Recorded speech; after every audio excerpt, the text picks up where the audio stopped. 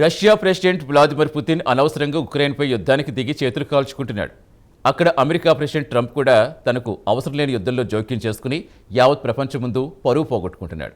యుద్ధంలో ఇరాన్ ఏమీ చేయలేక ఆర్థికపర ఆంక్షలు విధించాడు.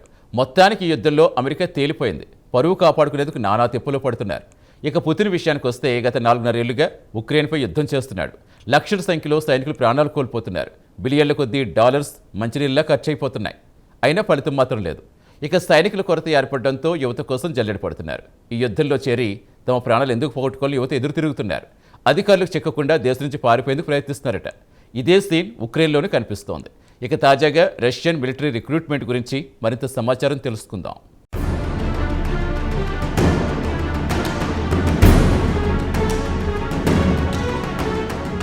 రష్యా యుక్రెయిన్ యుద్ధం మన తెలుగు టీవీ సీరియల్స్ ను తలపిస్తోంది. గత 4.5 సంవత్సరాల నుంచి యుద్ధం అలా కొనసాగుతోంది. ఇక పుతిన్ వాదన విషయానికి వస్తే యుక్రెయిన్లో నివసించే రష్యన్ పౌరులను జెలెన్స్కీ ప్రభుత్వం ద్వితీయ శ్రేణి పౌరులుగా చూస్తోందని ఆరోపించి యుక్రెయిన్పై ఫిబ్రవరి 24, 2024 నుంచి యుద్ధం మొదలెట్టాడు. గత 4.5 సంవత్సరాల నుంచి ఒకవైపు యుద్ధం కొనసాగుతున్న పుతిన్ యుక్రెయిన్పై గణనీయమైన విజయం సాధించలేకపోయారు. ఈ యుద్ధంలో రష్యా తరపున లక్షలాది మంది సైనికులు ప్రాణాలు కోల్పోయారు. అలాగే బిలియన్ల కొద్దీ డాలర్లు ఖర్చు పెట్టారు.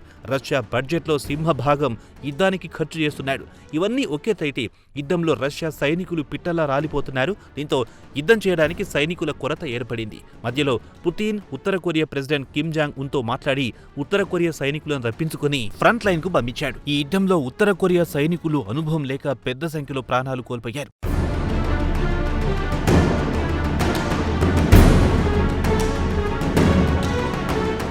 ఇవన్నీ పక్కన పెడితే ప్రస్తుతం యుద్ధంలో రష్యాకు సైనికుల కొరత తీవ్రంగా వేధిస్తోంది. అందుకే దేశంలో ఉండే యువతకు గాలం వేయడం మొదలెత్తింది. అయితే యువత మాత్రం తాము సైన్యంలో చేరమని తెగేసి చెబుతున్నారు. అధికారులు ఇళ్లకొస్తే తప్పించుకుని పారిపోతున్నారు. ఇక త్వరలోనే శీతాకాలం మొదలు కాబోతోంది. అందుకే పెద్ద సంఖ్యలో రిక్రూట్మెంట్ డ్రైవ్ జోరును పెంచాలనుకుంటోంది. చాలా మంది యువత తమకు ఆరోగ్యం సరిగ్గా లేదని తప్పించుకుంటున్నారు. మరికొందరు పొరుగున ఉన్న కజకిస్తాన్కు పారిపోతున్నారు. ఇక యుద్ధంలో సైనికుల కొరత ఏర్పడినప్పుడు నిర్బంధ మిలిటరీ శిక్షణ ఇప్పించి ఫ్రంట్ లైన్ కు పంపిస్తుంటారు. ఇది అన్ని దేశాల్లో సర్వసాధారణంగా జరుగుతుంది. కొన్ని దేశాల్లో ప్రతి యువకుడు 3 సంవత్సరాల పాటు సైనిక శిక్షణ తీసుకోవాలనే నిబంధన ఉంది. ఇక యుద్ధం ప్రారంభమైన 2022లోనే రష్యా పెద్ద ఎత్తున మిలిటరీ రిక్రూట్మెంట్ కు శ్రీకారం చుట్టింది. అప్పుడే చాలా మంది తప్పించుకుని విదేశాలకు పారిపోయారు.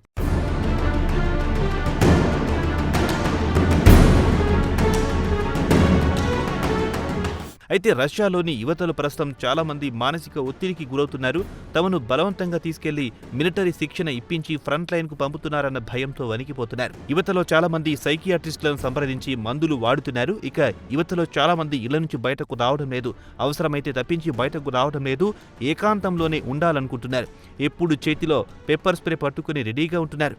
బలవంతంగా లాక్కెళ్లాలని ప్రయత్నిస్తే పెప్పర్ స్ప్రే వాడాలనుకుంటున్నామని యువత చెబుతున్నారు. ఈ ఏడాది జూన్ నుంచి సాధారణ దుస్తులు ధరించిన వారు రోడ్డుపై తిరుగుతూ యువతను బలవంతంగా వాహనాల్లో ఎక్కించి తీసుకెళ్లిన సీన్లు సోషల్ మీడియాలో చక్కర్లు కొట్టాయి. కాగా తమ పిల్లలను తీసుకెళ్తుంటే వారి తల్లులు లేదా భార్యలు జోక్యం చేసుకుని అడ్డుకుంటున్నారు. ఇక వీరందరినీ రిక్రూట్మెంట్ సెంటర్కు తరలిస్తుంటారు.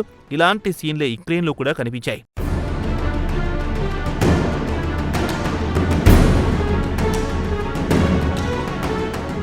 ఇక అధికారులు రిక్రూట్ చేయాలనుకున్న యువతను పోలీస్ స్టేషన్ కు పిలిపించుకుని కొట్టి బెదిరించి రిక్రూట్ చేసుకుంటున్నారు. లేదంటే వారి వద్ద డ్రగ్స్ లభించాయని అక్రమ కేసులు పెట్టి దారికి తెచ్చుకుంటున్నారన్న వార్తలొచ్చాయి. అయితే స్థానిక అధికారులు మాత్రం అవన్నీ ఒట్టి పుకార్లేనని కొట్టిపారేస్తున్నారు. అధికారుల వాదన విషయానికి వస్తే సైనిక సేవకు హాజరు కాకుండా తప్పించుకోవడానికి ప్రయత్నిస్తున్నారని, వారిని ఇప్పటికే విధుల్లోకి పిలువబడిన వారిని మాత్రమే సంప్రదిస్తున్నామని చెబుతున్నారు. అలాగే తనిఖీలు లేదా పట్టుకునే ప్రక్రియకు సంబంధించి దృశ్యాలను స్థానికులు తప్పుడు సమాచారాన్ని ప్రచారం చేస్తున్నారని అధికారులు మండిపడుతున్నారు. అయితే ఇటీవల కాలంలో రష్యా మొత్తంలో బలవంతంగా యువతను మిలిటరీ క్యాంప్కు తరలిస్తున్నారన్న వార్తలు సోషల్ మీడియాలో పెను దుమారం రేపుతున్నాయి. ఇక రష్యాలో బలవంతంగా యువతను మిలిటరీలో రిక్రూట్ చేసుకుంటున్నారు. కాదు కూడదు అంటే వారిని భయపెట్టి బ్లాక్మెయిల్ చేసి తమ వెంట తీసుకెళ్తున్నారు.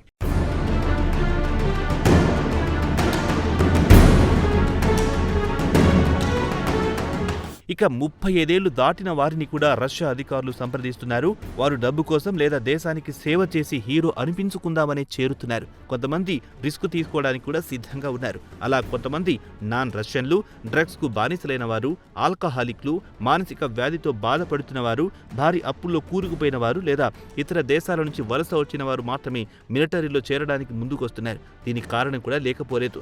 యుద్ధంలో చేరలేదంటే తమ దేశం నుంచి పంపించేస్తారన్న భయంతో సైన్యంలో చేరుతున్నారు. ఇక చోటమోటా రౌడీలుంటే వారిని బెదిరించి నీ జేబులో డ్రగ్స్ లభించాయని అరెస్ట్ చేస్తాం, 12 సంవత్సరాల పాటు జైల్లో మగ్గుతావంటూ బెదిరించి మిలిటరీ కాంట్రాక్టుపై సంతకాలు చేయించుకుంటున్నారు. ఇక రష్యాలో పెంజా నగరంలో పెద్ద ఎత్తున యువతను రౌండప్ చేసి బలవంతంగా కాంట్రాక్టులపై సంతకాలు చేయించుకుంటున్నారని ప్రజలు ఆగ్రహం వ్యక్తం చేస్తున్నారు.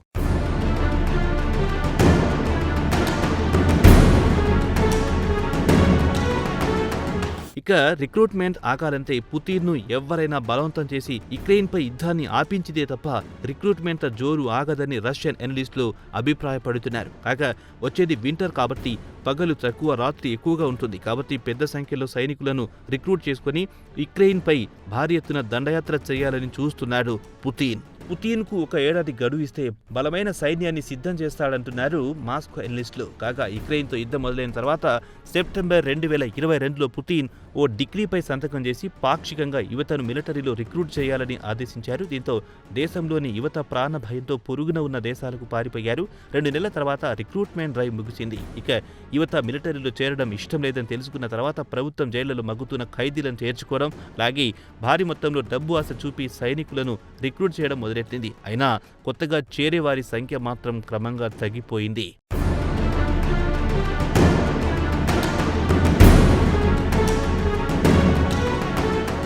ఇక రష్యా మీడియాలో వస్తున్న కథనాల ప్రకారం చూస్తే స్వచ్ఛందంగా సైనిక ఒప్పందాలపై సంతకాలు చేసే వారి సంఖ్య గత ఏడాది చివరి నాటికి సగానికి సగం తగ్గింది. అయితే మిలిటరీలో చేరే వారిలో చాలా మంది అట్టడుగు వర్గాలకు చెందిన వారే అధికంగా ఉన్నారు. ఇక యుక్రెయిన్తో సంవత్సరాల తరబడి జరుగుతున్న యుద్ధంలో లక్షలాది మంది రష్యన్ సైనికులు ప్రాణాలు కోల్పోయారు. దీంతో పాటు రష్యా ఆర్థిక వ్యవస్థ కూడా బలహీనపడింది. దీంతో యువత యుద్ధంలో చేరడానికి జంకుతున్నారు. పుతిన్ సాహస యాత్రలో తాము పాల్గొనమని, ఆయన కోసం మా ప్రాణాలు ఎందుకు పణంగా పెట్టాలని యువత ప్రభుత్వాన్ని నిలదీస్తోంది. అయితే ఈ యుద్ధంలో ఎంతమంది సైనికులు ప్రాణాలు కోల్పోయింది రష్యా అధికారికంగా ప్రకటించలేదు. వాషింగ్టన్కు చెందిన స్ట్రాటజిక్ అండ్ ఇంటర్నేషనల్ స్టడీస్ మాత్రం 2022 నుంచి ఇప్పటి వరకు సుమారు 4,50,000 మంది సైనికులు ప్రాణాలు కోల్పోయి ఉంటారని తేల్చి చెప్పింది. ఇక ఈ యుద్ధంలో రష్యా బాగా వెనుకబడిపోయింది. యుక్రెయిన్ డ్రోన్లు రష్యా నడిబొడ్డున వచ్చి పడుతుంటే రష్యన్లకు అస్సలు వాస్తవాలు అవగతమవుతున్నాయి.